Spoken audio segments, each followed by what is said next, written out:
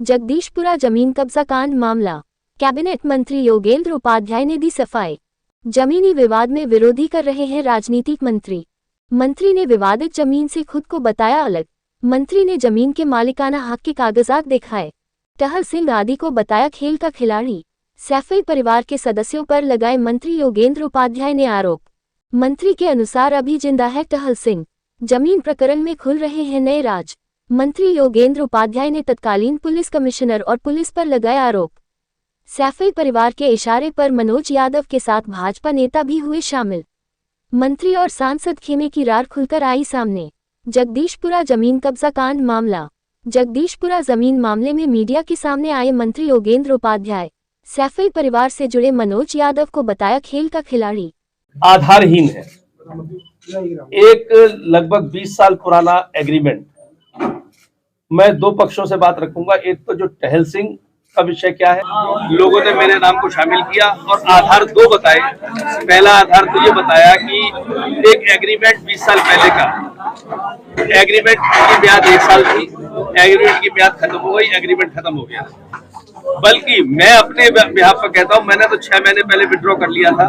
जब मुझे लगा इस जमीन में कोई विवाद आ गया तो मैंने ऋषि गुप्ता के साथ एग्रीमेंट हुआ था। ऋषि गुप्ता को कहा भाई मैं तो अलग लड़ना चाहता हूँ। मैंने अपना बहुत नॉमिनल पैसा दिया था, वो वापस लेके उन्हें लिखित रूप में दे दिया कि मैं अलग, और इसलिए मेरा तो कोई मतलब नहीं।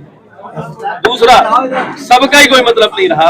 ऋषि गुप्ता का एग्रीमेंट टाइम बार हो चुका, कालातीत, और जैन साहब ने भी मानते हैं इस पर कि उस एग्रीमेंट से हमारा कोई मतलब नहीं है, और ऋषि गुप्ता एंड कंपनी मानती है। इस जमीन पर कब्जा कराने का पीछे का राज किसका है?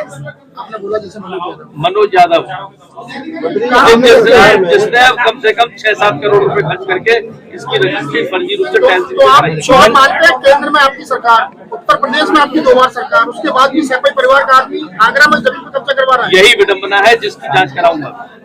आपने कहा कि 84 में अटल सिंह जो है उन्होंने डोल कर लिया था और पैसा लेके चले गए।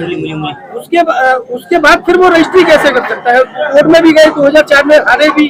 तो यही तो विषय है। रजिस्ट्री जब कर रहा है तो इस पर मुकदमा होना चाहिए।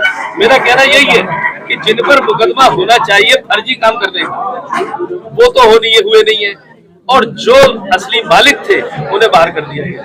2004 में आप नाम ले रहे हैं, उसका राजनीतिक बैकग्राउंड क्या है? मनोज यादव निकटतम व्यक्ति है सैफई परिवार। मंत्री जी कब्जे के बाद सबसे बड़ा सवाल है पुलिस के ऊपर। आरोप लगे पुलिस ने पूरा मैनेजमेंट खींचा और उनको जेल भेज दिया। फर्जी मुकदमे में ये लोग जेल गए। आप क्या मांग करते हैं, क्या कार्रवाई होनी चाहिए? बाकी मैं तो कह रहा हूँ निष्पक्ष जांच होनी चाहिए। इस पक्ष की भी होनी चाहिए, इसकी भी होनी चाहिए। टहल सिंह ने गलत रजिस्ट्री कैसे की, इसकी होनी चाहिए। उमावती कौन है, इसकी होनी चाहिए। टहल सिंह जिंदा है कि नहीं है, क्योंकि मुझे नहीं मालूम। आज एक अखबार पढ़ा मैंने पिछला, उसमें किसी अखबार में था, किसमें था मुझे भी ध्यान नहीं रहा, कि 2008 में टहल सिंह की मृत्यु हो गई। वो पढ़ते में चौंका। 2008 में मृत्यु हो गई है यदि, तो ये 2017 में और 16 में एग्रीमेंट और 17 में रजिस्ट्री कैसे कर रहा है? इसके बारे में कोई फर्जी टहल सिंह खड़ा किया जा रहा है। सवाल ये नहीं है, सवाल पुलिस की भूमिका पर है। पुलिस ने कब्जा कराया है, 5 लोग। मंत्री जी आगे एक मिनट, सवाल पुलिस के ऊपर है। आप पुलिस के जो तमाम अधिकारी हैं उन पर क्या बोलना चाहेंगे आप? देखिए, पुलिस ने कब्जा कराया, चाहे जिसका कराया वो गलत है। पुलिस कब्जा कराने वाली कोई नहीं है, चाहे रवि यादव का कराया हो या आप लोग जैसा कह रहे हैं। मेरे को जानकारी में जैन साहब का कब्जा था पहले। मंत्री जी, सीएम साहब तो डायरेक्ट हस्तक्षेप इस मामले में कर चुके हैं और इसमें पुलिस आयुक्त का तबादला भी है, तो आपको नहीं लगता बिल्कुल स्मूथ जाएगी अभी जांच?